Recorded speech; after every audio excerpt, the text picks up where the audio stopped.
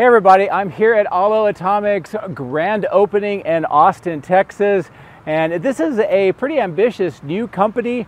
Their goal is to bring micro-sized and modular nuclear power plants to the industry. We are Aalo Atomics. We design and build nuclear reactors that are small enough to fit in your garage and can power anything from a data center to a large city.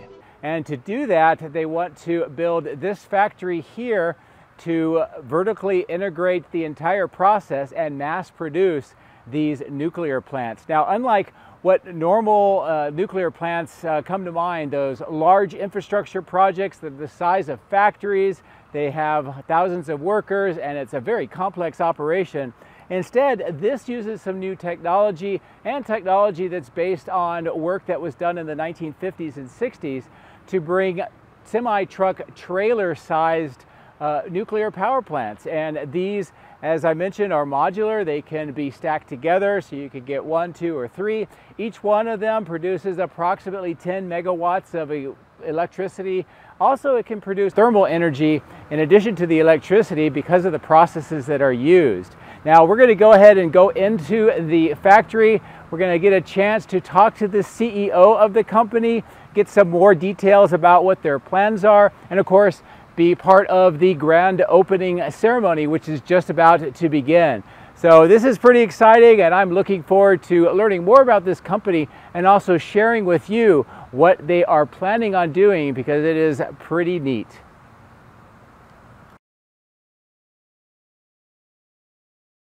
Thank you so much for bearing with us, and thank you for coming. Really excited to be talking to you today. So, to kick things off, I just want to honor some of the people who played a role in the origins of nuclear energy. And I think it's incredible if you imagine yourself being one of these 4 people who discovered the most powerful force in the history of humanity and didn't end up living to see it live to its full potential. And all what we're really trying to do is see that vision lives through that final goal of what vision can really become, which is usher in a new era of abundance for all of humanity. And these people, they knew that when they discovered fission, it was way, way better than anything else that existed at the time. Oil and gas was getting started, and they knew that it was 2 million times more energy dense than oil and gas. And they knew that oil and gas would run out in a few hundred years, and that nuclear could last 10 million times longer. And unfortunately, the whole world took it in a bit of a different direction. And so, for a period of time, as we all know, nuclear energy and nuclear weapons were intertwined. And people tried to essentially throw out the baby with the bathwater. And it's taken humanity 80 years since fission was first discovered to disintertwine this complex web. But I think right now we're seeing the public is realizing that these two things are very different: nuclear weapons, nuclear energy. And one of the most beautiful examples of this has happened in just the past week, where 3 Mile Island, the nuclear power plant, played a role in being the final nail in the temporary coffin for nuclear energy, has just been actually repurposed. And Microsoft has signed on to offtake energy from this plant once again, after this caused a slowdown in the industry in the 70s, 80s, 90s, early 2000s. And so, at Aalo, we believe that the door is now open for society to embrace nuclear energy. And we intend to show the world just how incredible this energy source can be. So I know some of you might know some of these things, but I want to highlight how far we've come. Because around 12 to 14 months ago, The company was 1 or 2 people. And right now, 12 months later, we moved into this 40,000 square foot manufacturing facility. We've raised around 33 million of venture capital. We've also recruited the team behind the first new advanced reactor being built in decades, the Marvel reactor. Our co-founder, CTO, Yasser, who is about to go up and talk, is the mastermind behind that reactor, along with many of the folks in this audience. And this technology is under construction as we speak. The fuel has been fabricated, the reactor is being built, and what we are doing is commercializing a scaled up, more commercially focused version of this reactor. And we're calling it the Aalo 1. Yeah.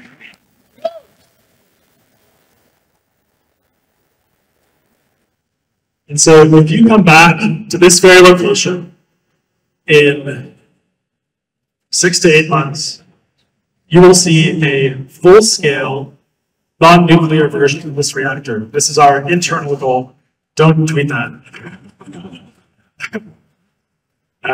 But in the meantime, in the past year, we've also signed a DOE site use MOU.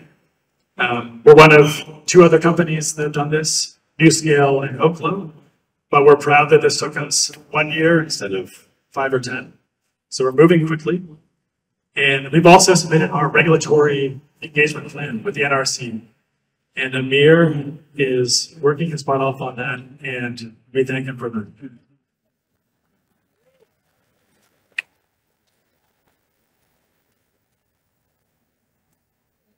So just by chance, these 3 different de-risking strategies fit into the panels of the wall, which is really nice. So the Series A, we're building the non-nuclear prototype that you can come back and see next year. That will help us de-risk the economics, the manufacturability, etc. The Series B that we're planning to raise next year will pay for the Aalo X, the Aalo experimental reactor, which we're building at Idaho National Lab. And we're targeting 26 to 28 to build that and go vertical. And that will help us come further down the cost curve, move towards this vision of having this space where you are right now in the world's first small nuclear reactor factory.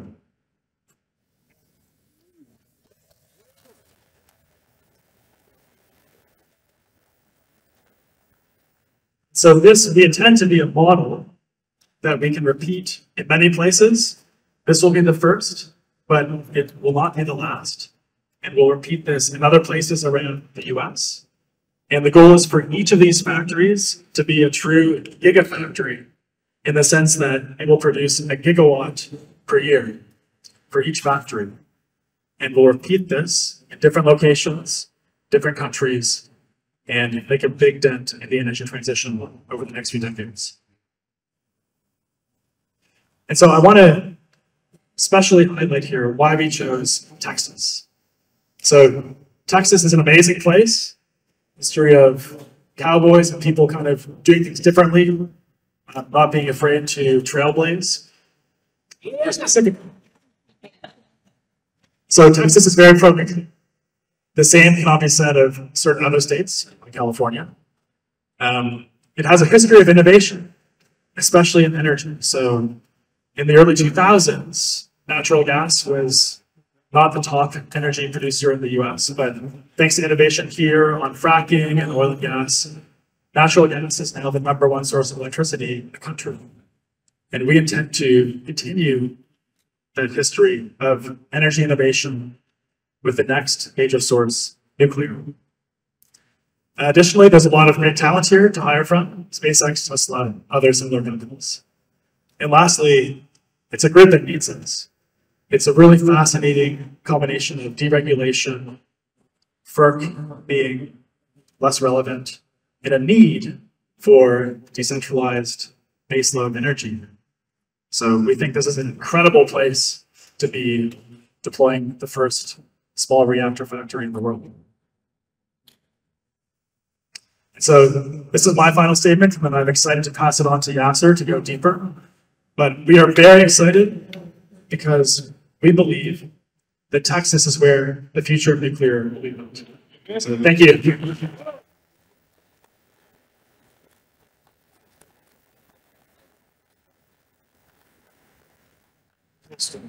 Can you all hear me?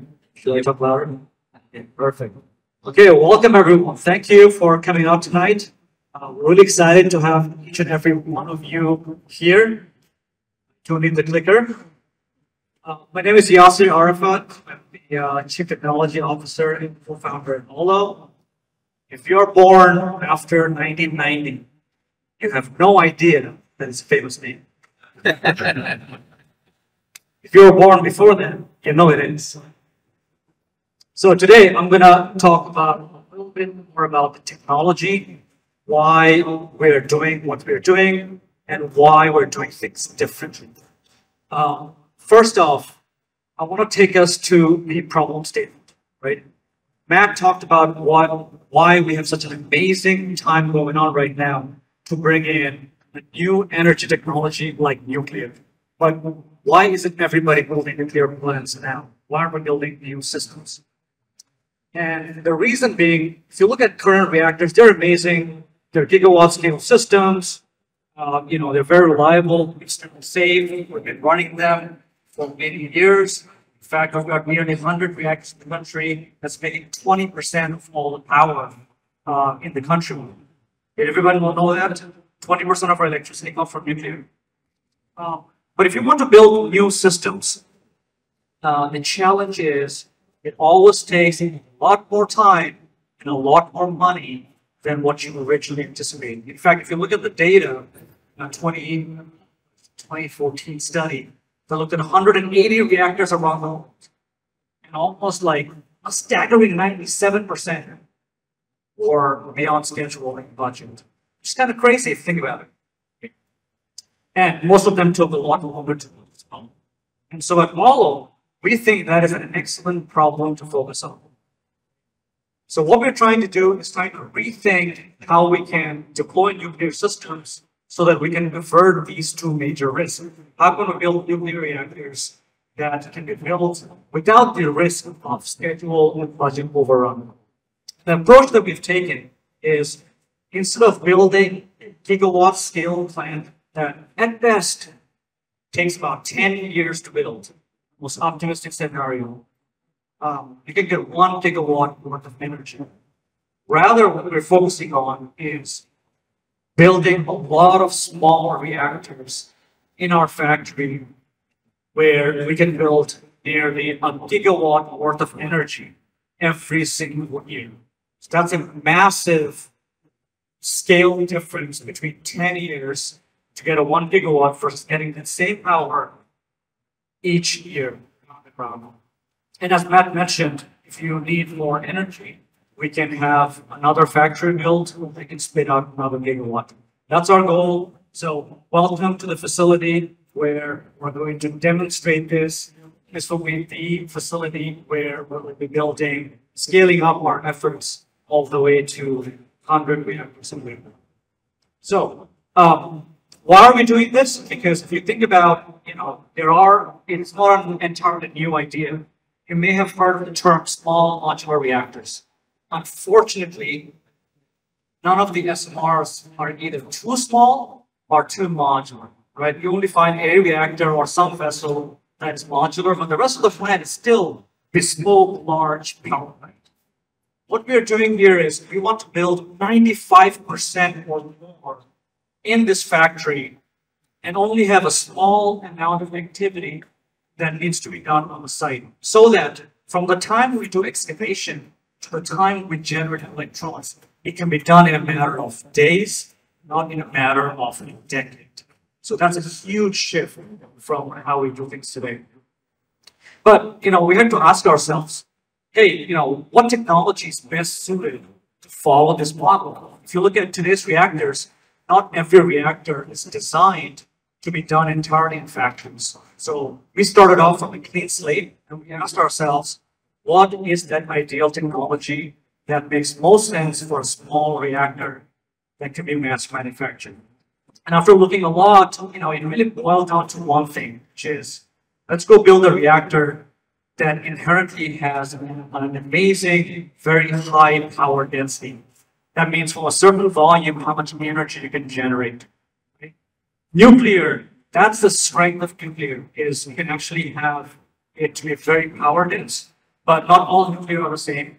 You want to make sure you select technologies that are even more power dense than what we're used to. And in fact, if you look in history, we did build certain reactors using this very technology that I'm about to talk more about. This is a reactor called SNAP-10A. Back in 1965, we built a small, tiny power reactor in this country, and we flew to low Earth orbit. This was the first and only fission reactor that was flown to space. The reason they selected this technology because it was small, was compact, and it was powerful. You don't need tons and tons of systems to run this. Everything was compacted in a single box. And if you think about what we want to achieve in terrestrial reactors, it's something very, very similar to what the folks tried to build in the 1960s. So luckily, if you kind of fast forward from 1965, at Idaho National Laboratory, I started up a program called Marble, which Matt talked about. And we were able to essentially take that original design from SNAP-10A and build a system that, design a system for the terrestrial applications. And that is called a Marble reactor. And this project got started right before COVID, and within 30 months, we were able to finish from the ideation to completing the design and starting construction. With a very small team, but in a very agile and skunk work type, fast, rapid prototyping. And a lot of the folks that were in the original Marble project is currently part of the Aalo team right now. And if you look at this reactor, it's the size of a Cybertruck. If you tilt it vertically upwards, and it can generate about 20 kilowatt electricity. It's a very small reactor. But we've learned a lot from this technology. It's an amazing technology that has a lot of potential. So we took the tech and the people and started the Aalo Atomics' Aalo 1 reactor. So we're roughly about a year into the process. I'm happy to show you the fuel that we're trying to utilize here. Now, the reason of all the technology conversations I want to talk about the fuel is because it is truly very unique. We use the same fuel technology as a lot of the university research reactors. In fact, if you go to UT Austin, we have a research reactor there that uses this fuel type.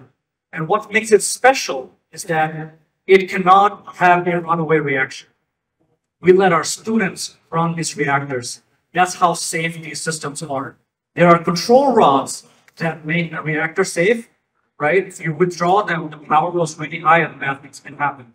So I want to show you a little video, basically trying to demonstrate. Here we go. So now we're going to slowly, in slow motion, pull the control rod that keeps the reactor safe, and you'll see a bright blue flash of light. But there's no boiling of the water, there's no vessel breaking, there's no meltdown. The reactor physics, the physics of the fuel ensure safety in a fraction of a second. So if we want to build reactors that needs to go everywhere in society, if we want to make sure if we want to build reactors that we want to mass produce and deploy them in a massive scale, we want them to be as safe as some of our university research reactors. So we took a lot of that learning and incorporated and scaled up the Marble technology into the Aalo 1. And so I've got a little 3-second video kind of show you what that sort of looks like. So this is the Aalo 1 reactor. It is a 10 megawatt electric system. And this is small enough to fit in our garage and can power 10,000 homes for 40 years. And we only need to refuel this every 5 years.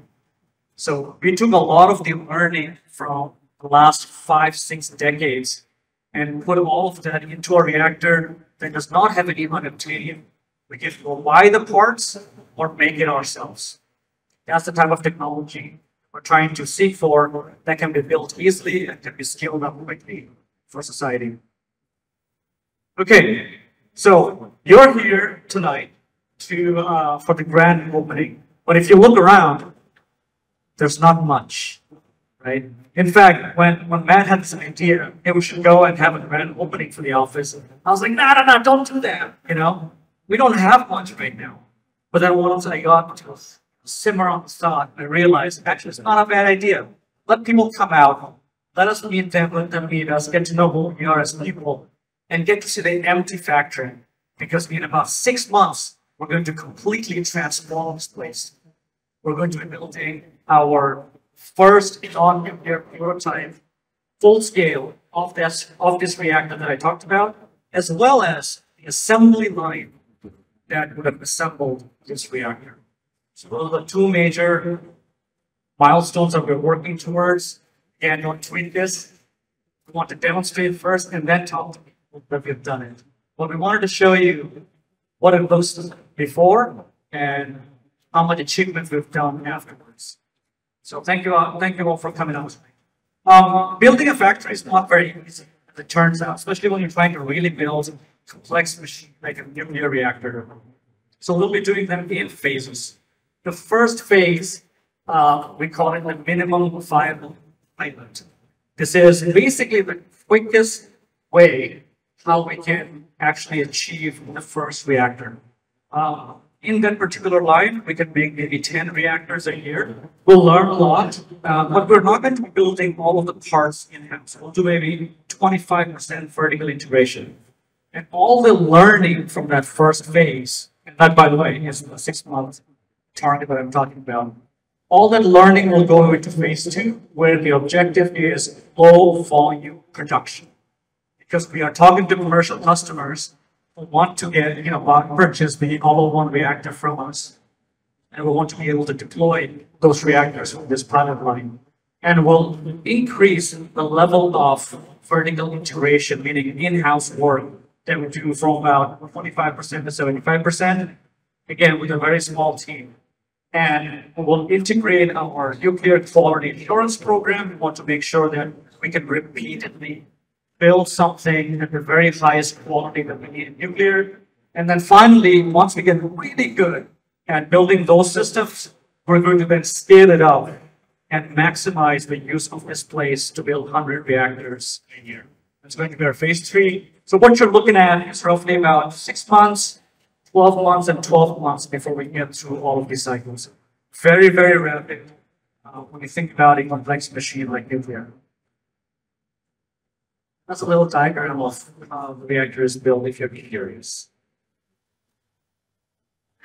All right, now coming back to Texas, why did Matt and I decide to come to Austin? Right, that's a big question that we always get asked. And Matt had an excellent slide on what attracted us there. But I want to take us from the Texas perspective, right? Texas is actually a huge energy leader in almost every major energy technologies. They're already producing, we're the nation's largest producer of both oil and natural gas, as well as the highest amount of offshore wind. So we're already leaders in all three of them. Just this year, all the new solar installation generation that will be coming online, 50% or more will be at Texas, especially in the West Texas area. So Texas already has a long history to become the first adopter for new technology in the energy space. And I think it has done amazing in terms of creating that ecosystem to enable that. And I think the next step of that is to implement a similar kind of an impact on the nuclear side. And we're going to start that right here in Austin, Texas, in this very factory. Let's go build together the first nuclear factory.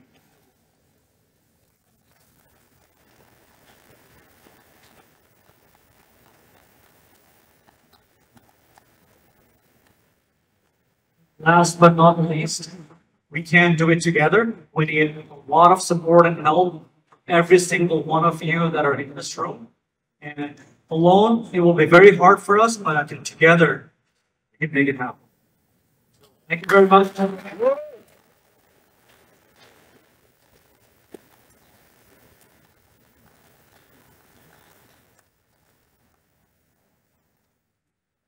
Okay, we're not done yet. We have one more speaker, Victor Sowers.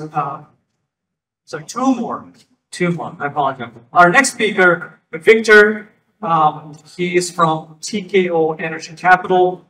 He's the architect for wind energy, storage, solar, microgrids, anything 50 megawatts and above. So, welcome, Victor.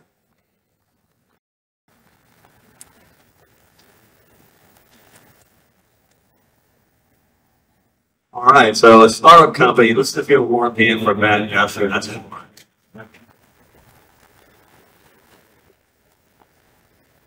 it. Sellers, and our company deals with large-scale energy and also dealing with the grids in ERCOT, PJM, CalISO, all the grids in the United States. So all 3,000 facilities that we have. So when we look at this kind of stuff in Texas, specifically, it's in the top down, what does that look like? And what are the elements geographically and also economically that are having nuclear power become headline in all the utilities? So let's take focus on ERCOT, our Texas grid, and see what's happening there. So right now, Texas generates about 100 megawatt a day in power.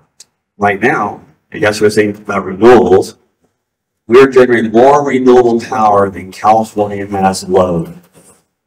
Can you imagine that? Even though we're an oil and gas state. Another thing you have to look at is what is ERCOT, Texas, going to be dealing with in the short term? In the next 2.5 years, Texas is going to be challenged with 19 gigawatt of additional load. There's a data center, Bitcoin, semiconductor, manufacturing coming to the U.S. That's a massive load. This is the steepest increase in load that the U.S., much less Texas, has ever seen. And by the way, this 19 gigawatt, it's not a projection. This is currently under construction. And it's paid for. They're just waiting for water. So this kind of element that's going on in ERCOT, Texas, is also happening in other states, because we have a huge transition in manufacturing coming back to the U.S. and new load. So before 2019, we had about 1.2 terawatt in permitting. That's over 1,000 gigawatts higher. Since then, 2024, we're 2.6 terawatt of permitting. This is load looking for power. And it can't be renewable as opposed to its base power. A data center runs 24/7, manufacturing is 24/7. And just look at Samsung Semiconductor in Tyler, Texas. That's a gigawatt of power. So they can sign an MOU today and be full for a year. Much less, I need 19 factories. Man, if you don't mind, we'll put that order in. So it gives you a vision where when we do a building, when we do a fab, it's, you know, we look at on-site generation, temporary. So can you imagine having a gigawatt of batteries in Tyler, Texas? That's happening right now. I need a gigawatt of diesel generation for backup power in case ERCOT goes down. Because I can't have my semiconductor wafers blow up. Right? It takes 6 months to recover when it happens. Right? So when I have this budget to build an $18 billion fab, why can I add nuclear power? And it's just not a fabrication plant. The oil and gas people look the same thing. They have 4 gigawatt right now on generator, diesel generator, looking for a wire. Diamondback, Exxon, Chevron, they're all doing it, right? So you can imagine that when they do their project, and these are multi-$100 billion projects, they just have a little line item, new plant. And they're all looking at that. So look at that vision. And then the other part we're looking at is virtual power plants. If you have generation, let's say this building that we're sitting in is energy storage, you can play in a virtual power plant at ERCOT at spot market pricing. Most homes in Houston, a center point, in the summer, pay $150 to $400 a month if they're part of the virtual power plant and they have batteries in their garage. But we need that because I can't get thermal generation. Because if you saw that slide of 3 Mile Island, did you see that little steam coming out of the cooling towers? Remember that slide? Here's the biggest challenge about getting power, not just in Texas, but anywhere, is we don't have enough fresh water. It's called first permanent rights to water. In Texas, we have 0. All of our first permanent rights to water is consumed already for manufacturing. Matter of fact, 42% of fresh water in the state of Texas is used for generation. Versus, if I have a nuclear power plant with a closed-loop cooling system, is that right now? I don't need first permanent rights to water. Problem solved. Utilities like that. Grid operators like that. There's no place to get water. We haven't done water infrastructure in the state of Texas since 1956. So can you well imagine? If you remember the heat wave we had in 2011 from people who have been here that long, we were 4 days away from shutting down power plants because the water level dropped too low in the state of Texas. So water is a big, big deal for base power. If we're having manufacturing coming in to the United States and specializing in Texas, what's interesting though, ERCOT is the most studied grid in the world. Japan, China, Europe, all look at ERCOT. How are you guys doing this in this price tag? My price for commercial power in ERCOT is 3 pennies a kWh, just 3. It's going up, but you look at it, I can't get water. So with this load coming on, this is a perfect opportunity where there's a niche, this window is open up, where we have these giant budgets and all this new load, manufacturers coming back to the U.S. in waves. AI data center, I got an AI data center in Bastrop, Texas as well. 0.8 gigawatt of power. That's enough power to power Austin. And the campus is only 800 acres. And you imagine an AI data center that's 10 times bigger than that. So there's a huge opportunity. Envision it where we're looking at for nuclear power is bad. Nuclear power is safe. Wasn't it a great demonstration our guys just showed us? Right? I have to go through underwriters. If we're doing a large project, they see something unsafe, the battery is unsafe, the power plant is unsafe, I don't get my money. But when you see something like that demonstration, you're pulling the rod out and just has a little flash, that's it. No big boom. Well, there you go. Those are kind of items that make underwriters who are not engineers and not scientists, they're those yes, no people. That convinces them to say yes. So in the next 3 to 4 years, there's a huge role, there's a huge amount of money coming in to do new construction, new load, and utilities need help. Outside of Texas, even if you gave them $1 trillion to do one power plant, they can't get a wire to it. It takes 12 years to do one transmission wire outside of Texas. It takes 22 months inside of Texas. That's because we're not part of the federal grid. But can you imagine, I need 1,100 transmission projects to do what they want to do, to put wire all over the United States. It takes me 12 years to get one. Versus, if I'm doing a brand-new plant in Maryland or West Virginia, I want my new plant. I don't need a transmission wire, which is extremely expensive. So that's the kind of stuff that we deal with on a daily basis, and we look for solutions. So first meeting, Matt, and then Yasser getting their vision, showing all my questions, my in-depth, multi-hour conversation. They answer, they have a beautiful vision that gives me the ability to speak to my people I work with, and like, you know what, I think we have a solution. I think we need to have something this coming legislative session in 2025, this filing start between now and December, was that, you know, we need support modular news more than we are now. It's friendly already, and it is, but we want it more friendly. So I'm listening news to our senators and saying to our local and state government, it's time to support modular nuke. Thank you very much, everyone. So Josh is the CEO of Quantum Nuke, a data center energy infrastructure company here in Austin, and he's on a few words for us. So thank you, Josh. Thank you. Thanks for having me here. My company, Quantum Loophole, has the largest data center campus in the world up in Maryland, where you mentioned how difficult it was, because I've had to deal with that. We have 3 gigawatts of grid power feeding our campus, and we're supporting hyperscalers, be it a metaverse thing, or a TikTok thing, or AI, or cloud, or whatever else. We're a bit ambivalent. We purchased a former alcohol aluminum smelter, so dirty industrial space, and we're rehabbing it for data centers. Over 2,000 acres, making it currently the biggest campus in the world. My grid power is at 3 gigawatts from wires coming from utilities, but I have an issue in between after I get past that. If I had 10 gigawatts a day, it would be gone. 10 gigawatts. That would be 10 Vogel reactors that just got built, took 20-something years and $38 billion using pressurized water reactors and old school technology, or lots of new coal, or lots of new gas turbines. It is a fundamental issue that we need to solve.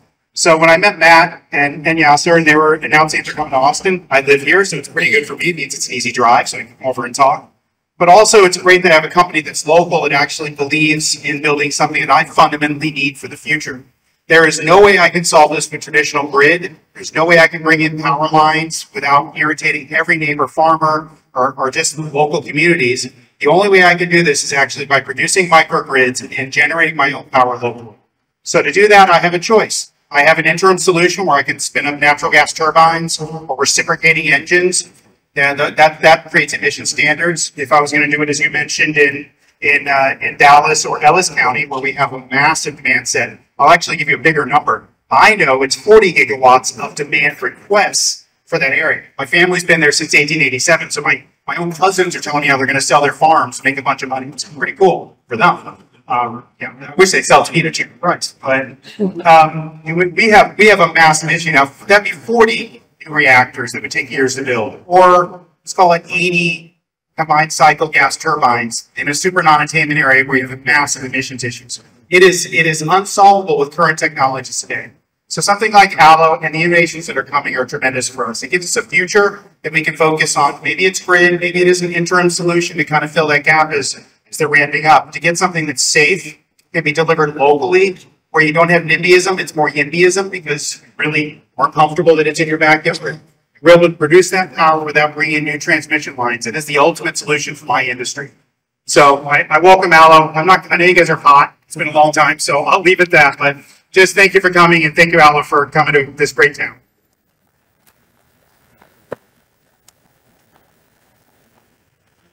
All right, thank you all so much for coming. It's been a great night, and hopefully we'll see most of you in 6 to 8 months. See you a lot more. So thanks again. See you soon.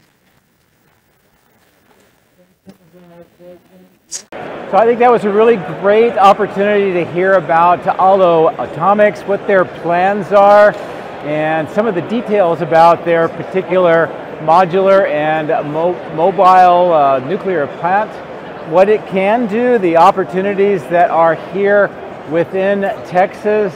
Not only that, but the energy needs that we heard from the ERCOT representative, and also how data centers are big demand of electrical energy, similar to what we're seeing at the south end of Giga Texas with the Cortex supercomputer cluster that's being installed.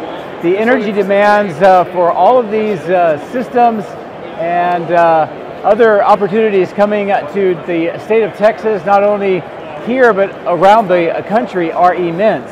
And using renewable sources such as solar and wind, combined with some of our more traditional sources such as oil, gas, natural gas, can only go so far. And embracing and using some of this technology, such as what Aalo Atomics is discussing and what they intend to bring it to manufacture, is a critical step in ensuring that we're able to meet those electrical needs. So anyway, I hope that you enjoy the opportunity to hear about a new startup company here in Austin, Texas, and how what their plans which are pretty ambitious, what their plans can do and what they mean for the electrical use here at the state of Texas and possibly larger areas around the country and maybe eventually the world. Also, another thing that I find of interest is the fact that if we do a lunar economy or a Mars economy or perhaps a low Earth orbit economy where we are going to be doing manufacturing, science, and perhaps just exploration, the need for electrical energy is critical. And we are greatly limited to what kinds of electrical energy generation will work in those environments. Solar works great as long as they have access to the sun.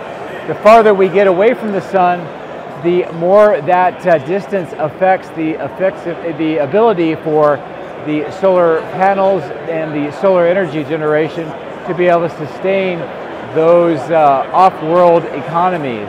And nuclear power in modular, easily transformable, and transportable forms, such as what Aalo is talking about here, will be critical for those endeavors as well. So anyway, I hope that you enjoyed this little bit different kind of topic for my channel, and I hope it also puts into context what the challenges are and what possible solutions there may be. So anyway, thank you very much for watching. I do appreciate it, and have a great day.